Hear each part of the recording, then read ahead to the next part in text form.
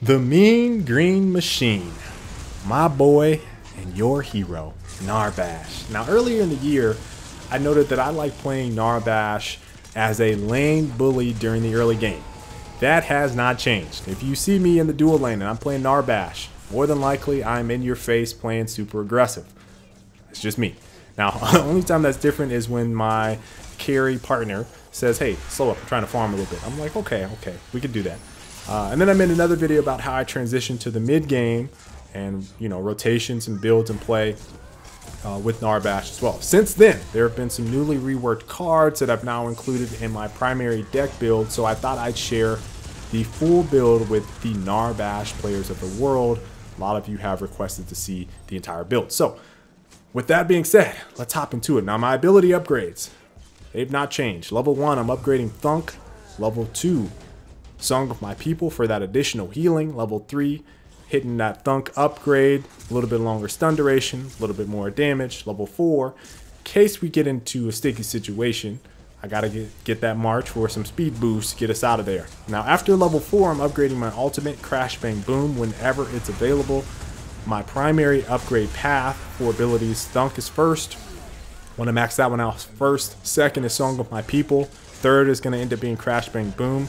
And last but not least is March for the speed boost. Now, the thought process around my deck builds as a support is a smidge different from when I made some of my earlier videos, including some of the Decker ones. If my mentality was over here, now we're over there. It's just a slight little difference. I'm thinking about builds per phase of the game because you're going to be a little behind on CXP card experience as a support hero. Now, I've provided some general tips for farming as a support in another video, which is linked in the description. Link save lives. Go check that out if you've not watched it. But here's how I'm building my decks. Now, as a support, you're doing a pretty good job if you're maintaining a CXP card experience point rate of about 1 CXP per minute or faster. If you're going a little bit slower than that, sorry for you. If you're going a little bit faster than that, yes, you're on the right path. Now, here's the build breakdown. Starting off, very first card, Lord's Ward. 3-point card, got to get that vision for me and my carry partner in the dual lane. Next card, I'm trying to upgrade this one as soon as possible. Quenching Scales for extra survivability. 4-point card with 1-point upgrades in there, that mana regen to make it a 7-point card total. When this thing is fully upgraded, you're getting 225 flat health that you get to give to you and your teammates. Oh man, it's such a good card, especially during the early game because of that extra survivability. Followed by Honor the Pure. This is great mid-game, probably transitioning right around that time, about 15 minutes. Honor the Pure is a card that allows you to grant shields to you and your nearby teammates. This is a card I talked about in my previous Narbash video, but it's a great one to have. Now, I don't put anything in here until later in the game. Just keep the 6 points on it and then worry about it later. Card number 4 is Tune Barrier. I slot that with all 1-point health. Get the max upgrade bonus of ability resistance, 8 points of ability resistance.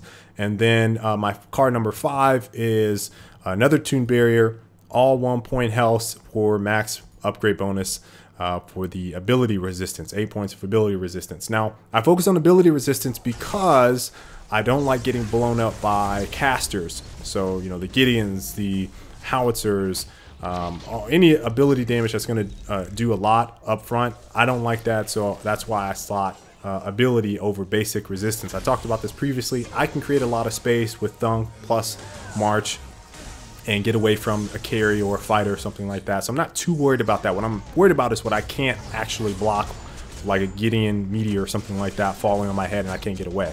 So I try to avoid that whenever possible by slotting some ability resistance.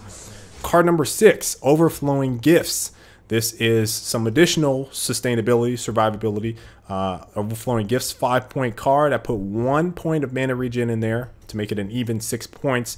But the active on this grants 6 health regen per second for 15 seconds. And it has a cooldown. It's an active card of 35 seconds. So you're looking at 15 seconds up, then off for 20 seconds, then you can activate it again. Now, these are the cards that I shift out. The first card to go is Overflowing Gifts. I shift that out with Thermal Bond, which grants Determination. It heals you for 12% of your max health whenever you are hit by a knock-up, root, or a stun or something like that. And then I shift out the Tune Barriers. The first one to go, I supplement in Divine Shield, which has a passive called Spell Block, which will block one enemy ability. Then I shift out the other Tune Barrier for Genesis Torch, which grants some additional, it's a 3-point card, it grants some additional ability resistance and also mana regen. Now when this all said and done, I have my Lord's Ward upgraded to a 6-point, Quenching Scales a 7-point, Honor the Pure, which was initially a 6-point card, is now an 11-point card. I slot some more health in there. Genesis Torch, 12-pointer, Divine Shield, 12-pointer, and then Thermal Bond is my last 12-point card. Now my final build, 60 points, is that one. If I get to final build, very rarely happens, very rarely. I have a few flex cards in the mix to help out in case I need to call an audible based on the enemy team's hero composition. Those cards include Thick Blood, which applies Blight on ability hit, and Blight reduces all healing by 40%.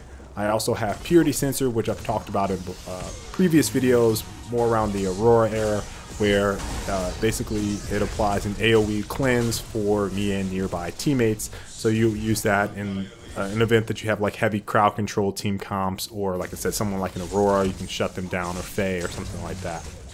And those are my primary two flex cards. I also have Clear Heart, which is more of an individual card where I get 15% additional healing. It's more of a sustain card that applies to health regeneration or lifesteal. So I hope you guys enjoyed this video. If you did, please make sure to leave a like, subscribe if you've not already, and until the next time, folks, I will catch you all later. Stay frosty.